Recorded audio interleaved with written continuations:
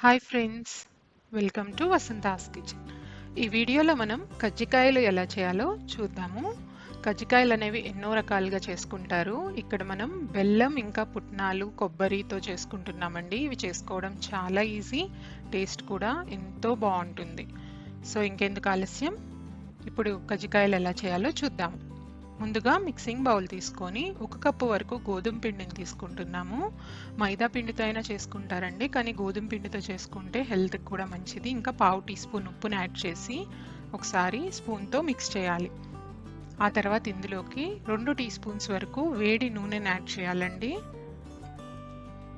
Add చేసిన తర్వాత ఒకసారి స్పూన్ తోటి మొత్తం మిక్స్ చేయాలి. ఇప్పుడు చేత్తో ఒకసారి బాగా మిక్స్ చేసుకొని ఉండలు లేకుండా చేసి కొంచెం కొంచెంగా వాటర్ యాడ్ చేస్తూ చపాతీ పిండిలాగా కలుపుకోవాలి. సో ఒకేసారి నీళ్లు మొత్తం యాడ్ చేయొద్దండి, కొంచెం కొంచెం యాడ్ చేస్తూ సాఫ్ట్గా మనకి చపాతీ పిండిలాగా వచ్చేలాగా కలుపుకోవాలి. చూసారు కదా, పిండిని ఇలా కలుపుకొని ఇప్పుడు మూత పెట్టి ఒక 10 నిమిషాలు పక్కన ఉంచాలి.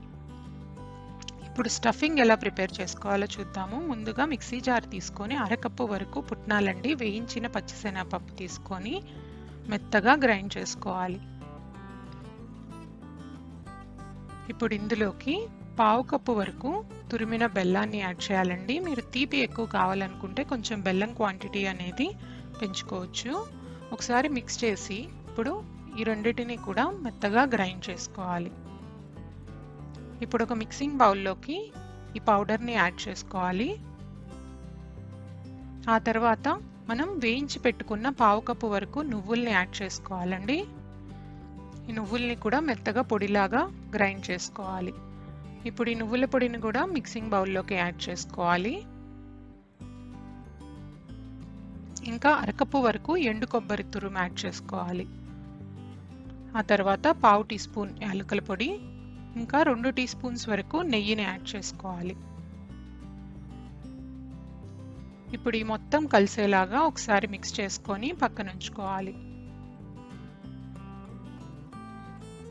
సో స్టఫింగ్ కూడా రెడీ అయిపోయింది. ఇప్పుడు మనం చపాతీ పిండిని తీసుకొని ఒకసారి బాగా ఇంకొకసారి ప్రెస్ చేసి ఇప్పుడు చిన్న చిన్న బాల్స్ లాగా చేసుకోవాలండి కజ్జికాయ ప్రిపేర్ చేసుకోవడానికి.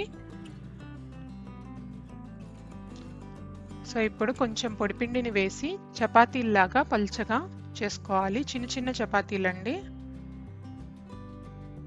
సో రోల్ చేసుకొని ఇప్పుడు కజ్జికాయలు ప్రిపేర్ చేసుకోవడానికి మనకి కజ్జికాయలకి మౌల్డ్ ఇది సపరేట్గా దొరుకుతుందండి, ఏ షాప్లో అయినా దొరుకుతుంది.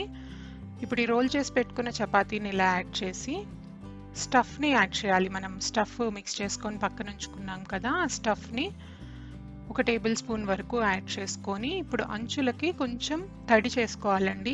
తడి యాడ్ చేయడం వల్ల మనకు కజ్జికాయ అనేది బాగా మనకి షేప్ అనేది వస్తుంది. ఇంకా హాట్ ఆయిల్లో వేసినప్పుడు అది పగలకుండా ఉంటుంది. ఇలా బాగా గట్టిగా ప్రెస్ చేయాలి. ఇప్పుడు కజ్జికాయ షేప్ అనేది పర్ఫెక్ట్ వస్తుంది. ఇంకా ఎక్సెస్ చపాతీని తీసేసి పక్కన ఉంచుకోవాలి. చూసారు కదా, మనకి పర్ఫెక్ట్ షేప్ అనేది వచ్చేసింది.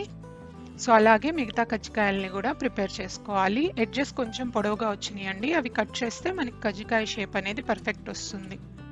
ఇప్పుడు లోతైన కడాయిలోకి డీప్ ఫ్రైకి సరిపడా ఆయిల్ తీసుకొని ఆయిల్ వేడయ్యాక ఒక్కొక్క కజ్జికాయని యాడ్ చేయాలండి. మంటని మీడియం ఫ్లేమ్లోనే ఉంచి కజ్జికాయలు అనేది ఫ్రై చేసుకోవాలి. మంట గనక హై ఫ్లేమ్లో ఉంటే మనకి కజ్జికాయలు అనేవి బాగా కలర్ చేంజ్ అవుతాయి, మాడిపోతాయి. సో మంట అనేది మీడియంలోనే ఉండాలి, ఆయిల్ అనేది బాగా వేడై ఉండాలి. ఇప్పుడు 2 వైపులా గోల్డెన్ బ్రౌన్ కలర్ వచ్చేంత వరకు ఫ్రై చేసుకోవాలి. చూసారు కదా, కలర్ అనేది చేంజ్ అయిపోయి మనకి గోల్డెన్ బ్రౌన్ కలర్ వచ్చేసింది. బాగా ఫ్రై అయిపోయినట్టేను ఈ కలర్ వచ్చేస్తే. ఇప్పుడు ఎక్సెస్ ఆయిల్ని డ్రైన్ చేసేసి పక్కకు తీసుకోవాలి. అలాగే మిగతా కజ్జికాయలను కూడా ప్రిపేర్ చేసి ఫ్రై చేసుకోవాలి. చూసారు కదా ఎంత ఈజీగా మనం కజ్జికాయలని ప్రిపేర్ చేసేసుకున్నామో. సో ఈ రెసిపీని మీరు ట్రై చేసి ఎలా వచ్చిందో కమెంట్ సెక్షన్లో చెప్పండి. మరిన్ని టేస్టీ అండ్ వెరైటీ రెసిపీస్ కోసం వసంతాస్ కిచెన్కి సబ్స్క్రైబ్ అవ్వండి. Thank you for watching this video.